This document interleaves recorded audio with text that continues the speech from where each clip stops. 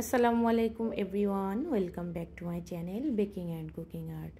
আজকের রেসিপিতে থাকছে খুব সহজে খিচুড়ি কিভাবে রান্না করা যায় এবং পারফেক্ট হয় এবং টেস্ট বাড়ানো যায় সেই রেসিপিটি। এই খিচুড়ির সাথে আমরা দেশি মোরগের মাংস সার্ভ করেছিলাম। চলুন তাহলে মূল রেসিপি দেখে নিই। প্রথমে এখানে একটা হাঁড়িতে পর্যাপ্ত পরিমাণে তেল দিয়ে দিয়েছি, গরম মশলা দিয়ে দিয়েছি, তারপর এখানে 1 মুঠ পরিমাণ পেঁয়াজ কুচি দিয়ে দিয়েছি এবং 2টা তেজপাতা দিয়েছি।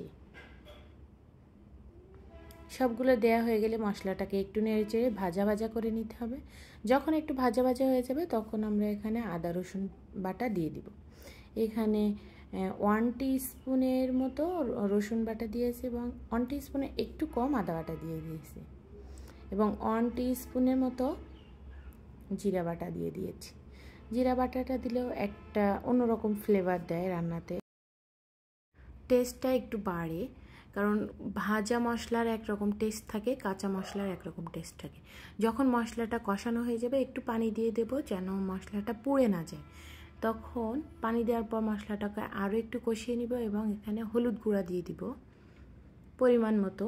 1 টিস্পুনের একটু কম, বেশি হয়ে গেলে আবার খিচুড়িতে হলুদের গন্ধ লাগতে পারে, এর জন্য কম পরিমাণে দিতে হবে।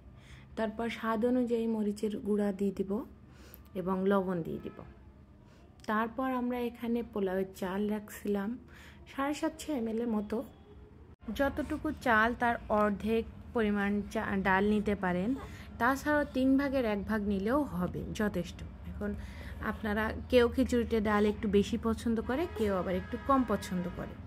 তারপর আগে থেকে সিদ্ধ করে রাখা আমাদের মুগ ডাল এবং মুসুর ডালটা দিয়ে দিলাম। অবশ্যই মুগ ডাল মুসুর ডালটা একটু ভেজে নিয়েছিলাম, নিয়ে ধুয়ে সেটাকে সিদ্ধ করে নিছি 50%-এর মতো। তারপর আমরা এখানে একটু চাল এবং ডালটা একটু কষিয়ে নিয়ে গরম পানি অ্যাড করেছি। এখন সেই সিক্রেট মশলা দিব। আমরা এখানে দিয়েছি ঘরে তৈরি বিরিয়ানির মশলা, 1/2 টিস্পুনের মতো দিয়েছি। এই মশলাটা যদি বেশি হয়ে যায় তাহলে কিন্তু আবার গন্ধ লাগতে পারে।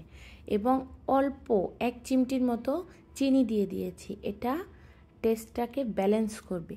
খিচুড়িতে আপনি যদি দিয়ে থাকেন তাহলে বুঝবেন যে আসলে টেস্টের একটা বড় পার্থক্য দেখা যায়।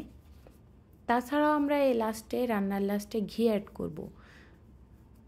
ঘিটা দিলে টেস্টটা দ্বিগুণ পরিমাণে বেড়ে যায়। আর দমে দিতে হবে এরকম 4 সাইড দিয়ে তুলে মাঝখানে ভাতটাকে দমে দিতে হবে, তাহলে প্রপার হিট পাবে, খিচুড়িটা ভালো হবে। এখন আমরা এই পর্যায়ে এখানে ঘি অ্যাড করতেছি। তারপর এটাকে 10 থেকে 15 মিনিটের জন্য দমে রেখে দিব ঢেকে। তারপর আমরা এটাকে দেশি মুরগির মাংস দিয়ে পরিবেশন করে ফেলবো।